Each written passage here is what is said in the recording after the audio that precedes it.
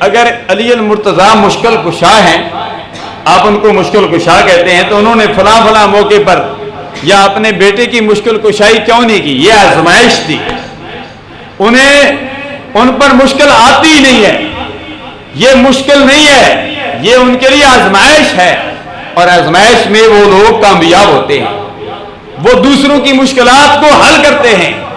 نصیر ملت پی نصیر الدین نصیر علیہ رحمت خوبصورت انداز میں مثال دیا کرتے تھے، فرماتے تھے ہمارے جسم میں ایک ایسی چیز ہے جسے خود مشکل پیش نہیں آتی، دوسروں کی مشکل کو حل کرتا ہے۔ فرماتے ہیں یہ ناخن ہے۔ فرمایا ناخن میں کبھی دیکھا ہے کہ ناخن میں کسی کو کھجلائی آئی ہے، خارش آئی ہے؟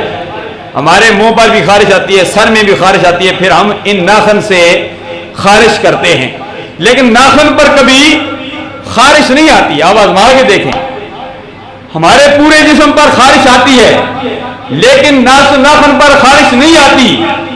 یہ جسم میں جب کسی جگہ پر خارش آتی ہے تو اس خارش کو رفع کرنے کے لیے یہ ناخن کام آتا ہے، اسے مشکل کی ضرورت ہی نہیں پیش آتی۔